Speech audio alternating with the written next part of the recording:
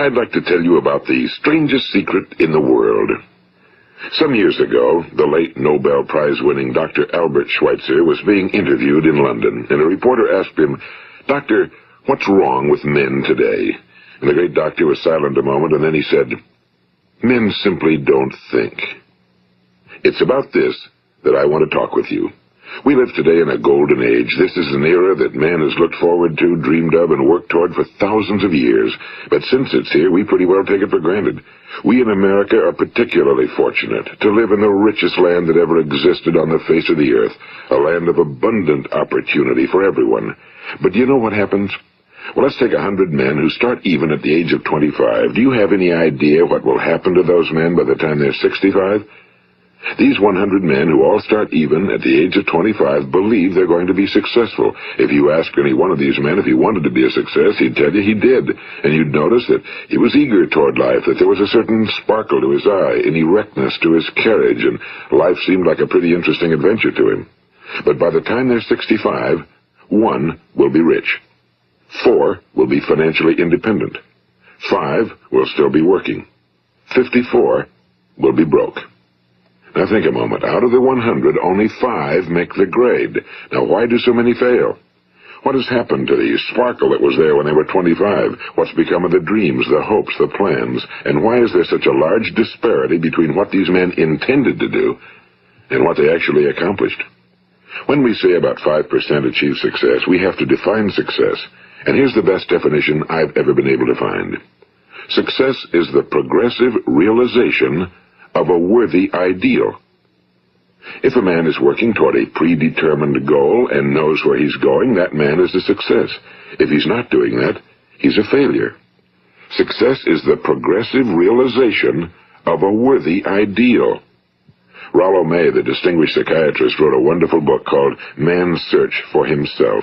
And in this book he says, the opposite of courage in our society is not cowardice. It is conformity. And there you have the trouble today. It's conformity, people acting like everyone else without knowing why, without knowing where they're going. Now think of it. In America right now, there are over 18 million people 65 years of age and older. And most of them are broke. They're dependent on someone else for life's necessities. Now, we learn to read by the time we're 7. We learn to make a living by the time we're 25. Usually by that time, we're not only making a living, we're supporting a family. And yet by the time we're 65, we haven't learned how to become financially independent in the richest land that has ever been known. Why? We conform. And the trouble is that we're acting like the wrong percentage group, the 95 who don't succeed. Now, why do these people conform? Well, they really don't know. These people believe that their lives are shaped by circumstances, by things that happen to them, by exterior forces. They're outer-directed people. A survey was made one time that covered a lot of men, working men, and these men were asked, "Why do you work? Why do you get up in the morning?" 19 out of 20 had no idea. If you ask them, they'll say, well, everyone goes to work in the morning, and that's the reason they do it, because everyone else is doing it. Now let's get back to our definition of success. Who succeeds? The only person who succeeds is the person who is progressively realizing a worthy ideal. He's the person who says, I'm going to become this, and then begins to work toward that goal. I'll tell you who the successful people are. A success is the school teacher who's teaching school because that's what he or she wants to do. The success is the woman who's a wife and mother because she wanted to become a wife and mother and is doing a good job of it. The success is the man who runs the corner gas station because that was his dream. That's what he wanted to do. The success is the successful salesman who wants to become a top-notch salesman and grow and build with his organization. A success is anyone who is doing deliberately a predetermined job because that's what he decided to do deliberately. But only 1 out of 20 does that. That's why today there isn't really any competition unless we make it for ourselves. Instead of competing, all we have to do is create. You know, for 20 years I looked for the key which would determine what would happen to a human being. Was there a key I wanted to know which would make the future a promise that we could foretell to a large extent? Was there a key that would guarantee a person's becoming successful if he only knew about it and knew how to use it? Well, there is such a key, and I've found it. Have you ever wondered why so many men work so hard and honestly without ever achieving anything in particular, and others don't seem to work hard and yet seem to get everything? They seem to have the magic touch. You've heard them say that about someone. Everything he touches turns to gold. And have you ever noticed that a man who becomes successful tends to continue to become successful? And on the other hand, have you noticed how a man who's a failure tends to continue to fail? Well, it's because of goals.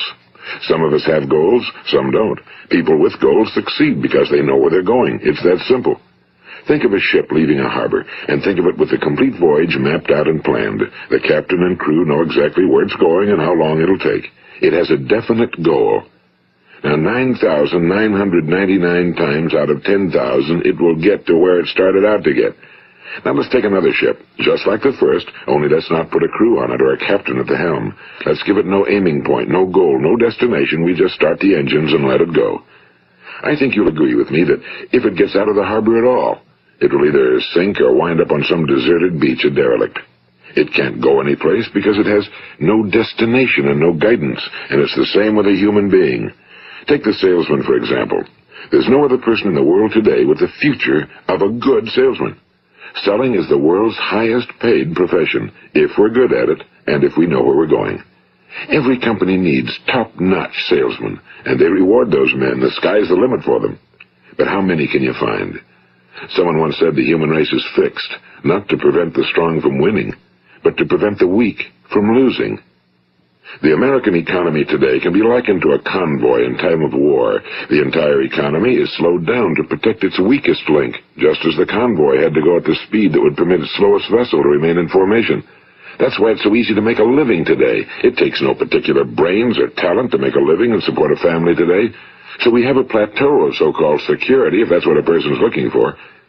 But we do have to decide how high above this plateau we want to aim. Now let's get back to the strangest secret in the world, the story that I wanted to tell you today. Why do men with goals succeed in life and men without them fail? Well, let me tell you something which, if you really understand it, will alter your life immediately. If you understand completely what I'm going to tell you from this moment on, your life will never be the same again. You will suddenly find that good luck just seems to be attracted to you. The things you want just seem to fall in line, and from now on you won't have the problems, the worries, the gnawing lump of anxiety that perhaps you've experienced before. Doubt, fear, well, they'll be things of the past. Here's the key to success and the key to failure. We become what we think about. Now let me say that again. We become what we think about. Throughout all history, the great wise men and teachers, philosophers and prophets have disagreed with one another on many different things. It's only on this one point that they are in complete and unanimous agreement. Listen to what Marcus Aurelius, the great Roman emperor, said. A man's life is what his thoughts make of it. Disraeli said this. Everything comes if a man will only wait. I've brought myself by long meditation to the conviction that a human being with a settled purpose must accomplish it, and that nothing can resist a will that will stake even existence for its fulfillment. Ralph Waldo Emerson said this, a man is what he thinks about all day long. William James said, the greatest discovery of my generation is that human beings can alter their lives by altering their attitudes of mind. And he also said, we need only in cold blood act as if the thing in question were real, and it will become infallibly real by growing into such a connection with our life that it will become real.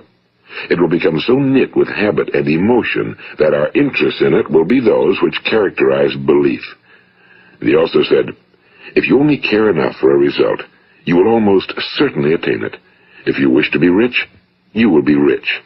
If you wish to be learned, you will be learned. If you wish to be good, you will be good. Only you must then really wish these things and wish them exclusively, and not wish at the same time 100 other incompatible things just as strongly. In the Bible you read in Mark 9:23, if thou canst believe, all things are possible to him that believeth. My old friend Dr. Norman Vincent Peale put it this way, this is one of the greatest laws in the universe. Fervently do I wish I had discovered it as a very young man. It dawned upon me much later in life, and I found it to be one of the greatest, if not my greatest discovery outside of my relationship to God. The great law, briefly and simply stated, is that if you think in negative terms, you will get negative results. If you think in positive terms, you will achieve positive results. That is the simple fact, he went on to say, which is at the basis of an astonishing law of prosperity and success. In 3 words, believe and succeed.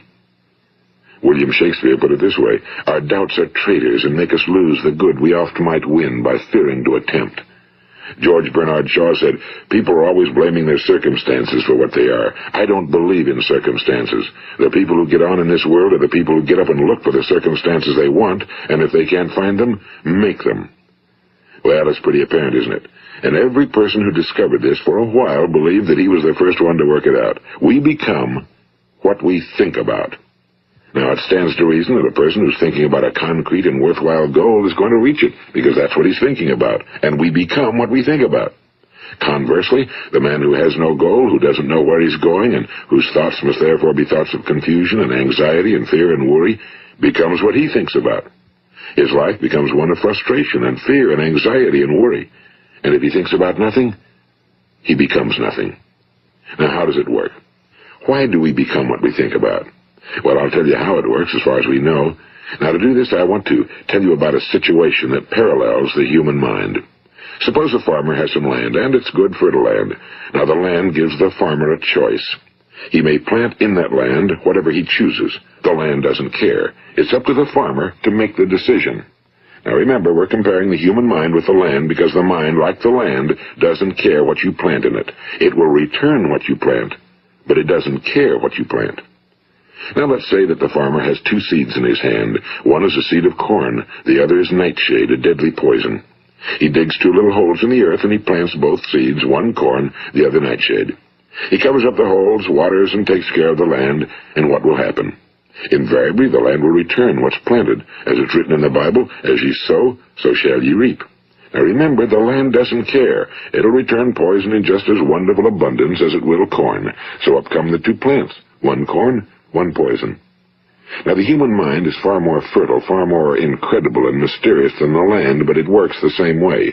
It doesn't care what we plant. Success, failure. A concrete, worthwhile goal, or confusion. Misunderstanding, fear, anxiety, and so on. But what we plant, it must return to us. You see, the human mind is the last great unexplored continent on Earth. It contains riches beyond our wildest dreams. It will return anything we want to plant. Now, you might say, well, if that's true, why don't people use their minds more? Well, I think they figured out an answer to that one, too. Our mind comes as standard equipment at birth. It's free, and things that are given to us for nothing we place little value on. Things that we pay money for, we value. The paradox is that exactly the reverse is true. Everything that's really worthwhile in life came to us free.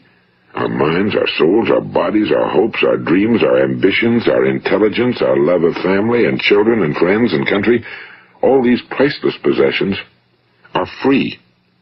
But the things that cost us money are actually very cheap and can be replaced at any time. A good man can be completely wiped out and make another fortune. He can do that several times.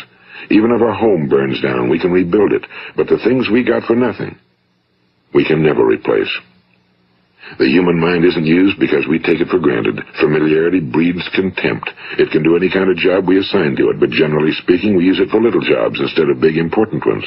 Universities have proved that most of us are operating on about 10% or less of our abilities. So decide now, what is it you want? Plant your goal in your mind. It's the most important decision you'll ever make in your entire life. What is it you want? Do you want to be an outstanding salesman? A better worker at your particular job? Do you want to go places in your company? In your community? Do you want to get rich? All you've got to do is plant that seed in your mind, care for it, work steadily toward your goal, and it will become a reality. It not only will, there's no way that it cannot. You see, that's a law, like the laws of Sir Isaac Newton, the laws of gravity. If you get on top of a building and jump off, you'll always go down. You'll never go up, and it's the same with all the other laws of nature. They always work. They're inflexible. Think about your goal in a relaxed, positive way. Picture yourself in your mind's eye as having already achieved this goal. See yourself doing the things you will be doing when you've reached your goal. Ours has been called the phenobarbital age, the age of ulcers and nervous breakdowns and tranquilizers, at a time when medical research has raised us to a new plateau of good health and longevity. Far too many of us worry ourselves into an early grave, trying to cope with things in our own little personal ways, without learning a few great laws that will take care of everything for us. These things we bring on ourselves through our habitual way of thinking. Every one of us is the sum total of his own thoughts. He is where he is because that's exactly where he really wants to be, whether he'll admit that or not.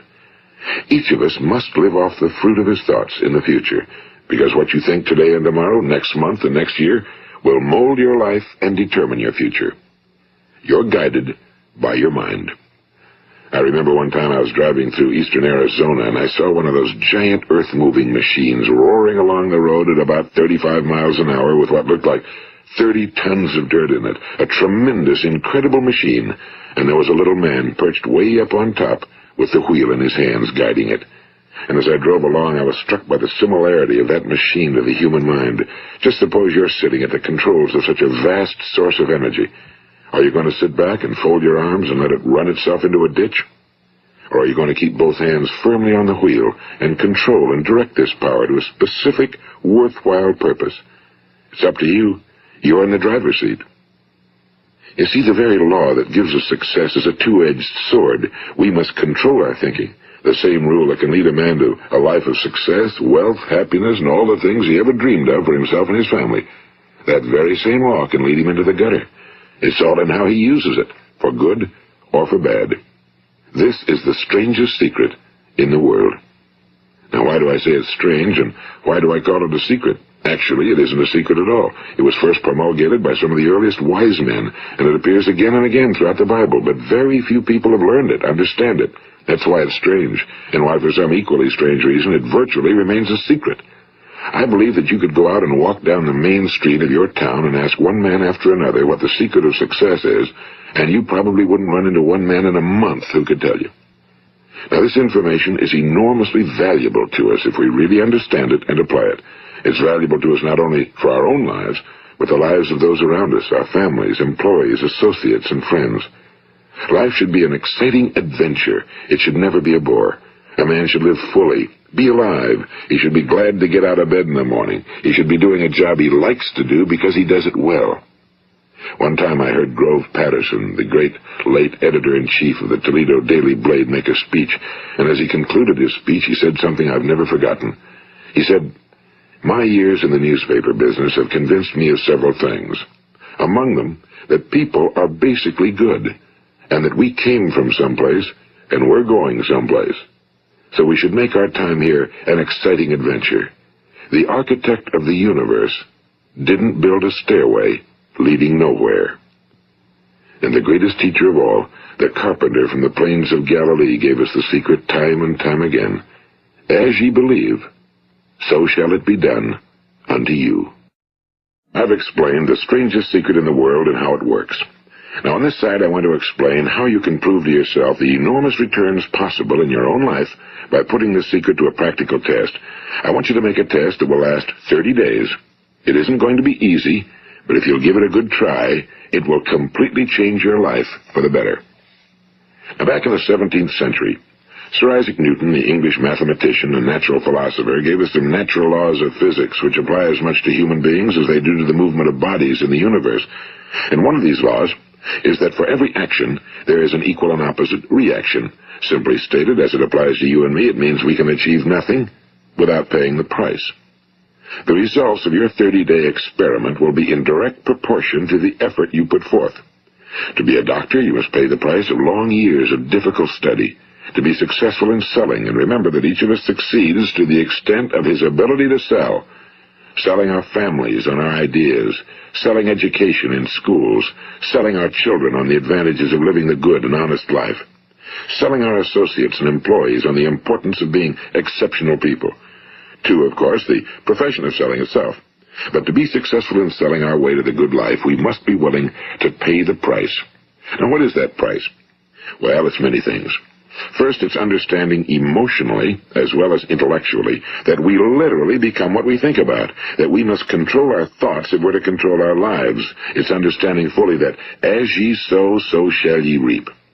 Second, it's cutting away all fetters from the mind and permitting it to soar as it was divinely designed to do. It's the realization that your limitations are self-imposed and that the opportunities for you today are enormous beyond belief. It's rising above narrow-minded pettiness and prejudice.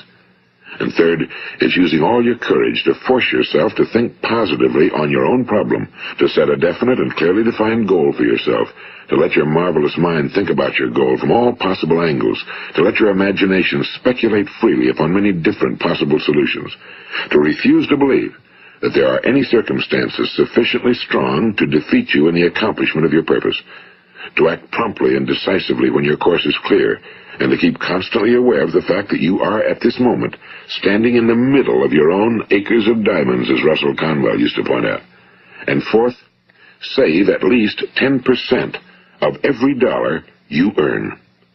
It's also remembering that no matter what your present job, it has enormous possibilities if you're willing to pay the price. Now let's just go over the important points in the price each of us must pay to achieve the wonderful life that can be ours. It is, of course, worth any price. 1. You will become what you think about. 2. Remember the word imagination and let your mind begin to soar. 3. Courage. Concentrate on your goal every day. 4. Save 10% of what you earn. And 5. Action. Ideas are worthless unless we act on them. Now, I'll try to outline the 30-day test I want you to make. Keep in mind that you have nothing to lose by making this test and everything you could possibly want to gain. There are 2 things that may be said of everyone. Each of us wants something, and each of us is afraid of something. I want you to write on a card what it is you want more than anything else. It may be more money. Perhaps you'd like to double your income or make a specific amount of money. It may be a beautiful home. It may be success at your job. It may be a particular position in life. It could be a more harmonious family. Each of us wants something. Now write down on your card specifically what it is you want. Make sure it's a single goal and clearly defined. You needn't show it to anyone, but carry it with you so that you can look at it several times a day. Think about it in a cheerful, relaxed, positive way each morning when you get up, and immediately you have something to work for, something to get out of bed for, something to live for. Look at it every chance you get during the day and just before going to bed at night. And as you look at it, remember that you must become what you think about, and since you're thinking about your goal, you realize that soon it will be yours. In fact, it's yours really the moment you write it down and begin to think about it. Look at the abundance all around you as you go about your daily business. You have as much right to this abundance as any other living creature. It's yours for the asking. Now we come to the difficult part. Difficult because it means the formation of what is probably a brand new habit, and new habits are not easily formed.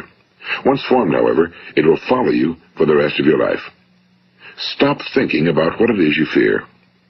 Each time a fearful or negative thought comes into your consciousness, replace it with a mental picture of your positive and worthwhile goal.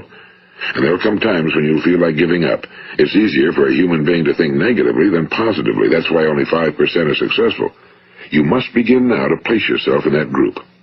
For 30 days, you must take control of your mind. It will think about only what you permit it to think about. Each day for this 30-day test, do more than you have to do. In addition to maintaining a cheerful, positive outlook, give of yourself more than you've ever done before. Do this knowing that your returns in life must be in direct proportion to what you give. The moment you decide on a goal to work toward, you're immediately a successful person. You are then in that rare and successful category of people who know where they're going. Out of every 100 people, you belong to the top 5.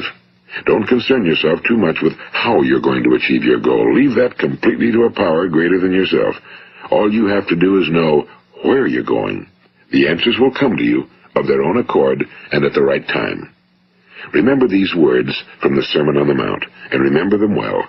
Keep them constantly before you this month of your test. Ask, and it shall be given you. Seek, and ye shall find. Knock, and it shall be opened unto you. For every one that asketh receiveth, and he that seeketh findeth, and to him that knocketh it shall be opened.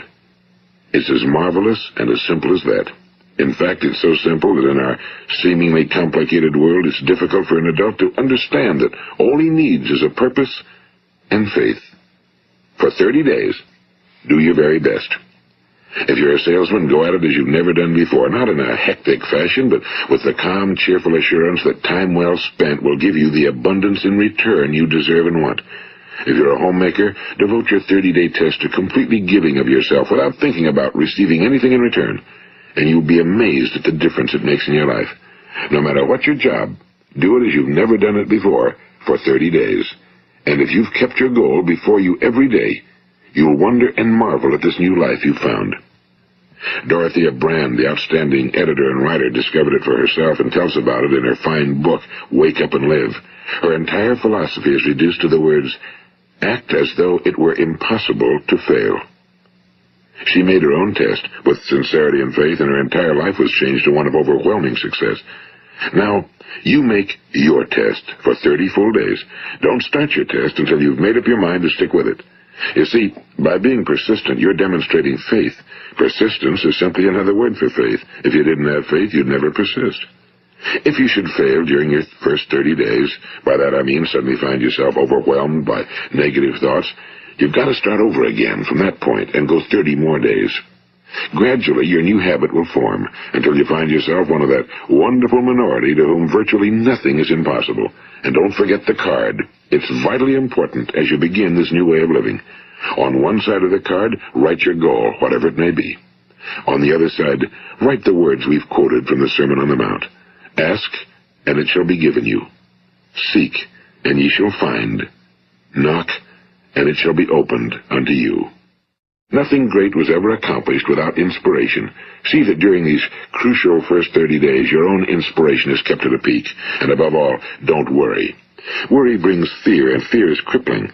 The only thing that can cause you to worry during your test is trying to do it all yourself. Know that all you have to do is hold your goal before you. Everything else will take care of itself. Remember also to keep calm and cheerful. Don't let petty things annoy you and get you off course. Now, since making this test is difficult, some will say, why should I bother? Well, look at the alternative. No one wants to be a failure. No one really wants to be a mediocre individual. No one wants a life constantly filled with worry and fear and frustration. Therefore, remember that you must reap that which you sow. If you sow negative thoughts, your life will be filled with negative things. If you sow positive thoughts, your life will be cheerful, successful, and positive. Now, gradually, you will have a tendency to forget what you've heard on this recording. Play it often.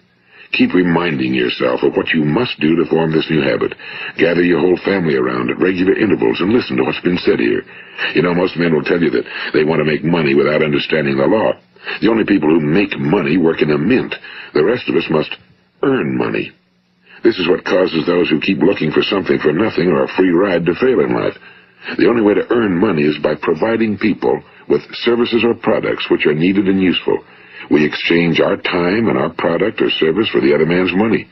Therefore, the law is that our financial return will be in direct proportion to our service. Now, success is not the result of making money. Making money is the result of success, and success is in direct proportion to our service. Most people have this law backwards. They believe that you're successful if you earn a lot of money. The truth is that you can only earn money after you're successful. It's like the story of the man who sat in front of the stove and said to it, "Give me heat, and then I'll add the wood." How many men and women do you know, or do you suppose there are today, who take the same attitude toward life? There are millions. We've got to put the fuel in before we can expect heat. Likewise, we've got to be of service first before we can expect money. Don't concern yourself with the money. Be of service. Build, work, dream, create. Do this and you'll find there's no limit to the prosperity and abundance that will come to you. Prosperity, you know, is founded upon a law of mutual exchange. Any person who contributes to prosperity must prosper in turn himself. Sometimes the return will not come from those you serve, but it must come to you from someplace, because that's the law. For every action, there is an equal and opposite reaction. As you go daily through your 30-day test period, remember that your success will always be measured by the quality and quantity of service you render, and money is a yardstick for measuring this service. No man can get rich himself unless he enriches others. Now, there are no exceptions to a law. You can drive down any street in America and from your car estimate the service that's being rendered by the people living on that street. Had you ever thought of this yardstick before? It's interesting. Some, like ministers and priests and other devoted people, measure their returns in the realm of the spiritual, but again, their returns are equal to their service. Once this law is fully understood, any thinking person can tell his own fortune. If he wants more, he must be of more service to those from whom he receives his return. If he wants less, he has only to reduce his service. This is the price you must pay for what you want. If you believe you can enrich yourself by deluding others, you can end only by deluding yourself. It may take some time, but just as surely as you breathe, you'll get back what you put out. Don't ever make the mistake of thinking you can avert this. It's impossible. The prisons and the streets where the lonely walk are filled with people who tried to make new laws just for themselves. We may avoid the laws of man for a while, but there are greater laws that cannot be broken. An outstanding medical doctor recently pointed out 6 steps that will help you realize success. 1. Set yourself a definite goal. 2. Quit running yourself down. 3. Stop thinking of all the reasons why you cannot be successful and instead think of all the reasons why you can. 4. Trace your attitudes back through your childhood and try to discover where you first got the idea you couldn't be successful, if that's the way you've been thinking. 5. Change the image you have of yourself by writing out a description of the person you would like to be. And 6. Act the part of the successful person you have decided to become. The doctor who wrote those words is a noted West Coast psychiatrist, Dr. David Harold Fink. Do what the experts since the dawn of recorded history have told you you must do. Pay the price by becoming the person you want to become. It's not nearly as difficult as living unsuccessfully. Make your 30-day test, then repeat it again, and each time it will become more a part of you until you'll wonder how you could ever have lived any other way. Live this new way and the floodgates of abundance will open and pour over you more riches than you may have dreamed existed. Money? Yes, lots of it. But what's more important, you'll have peace. You'll be in that wonderful minority who lead calm, cheerful, successful lives. Start today. You have nothing to lose, but you have a whole life to win. This is Earl Nightingale, and thank you.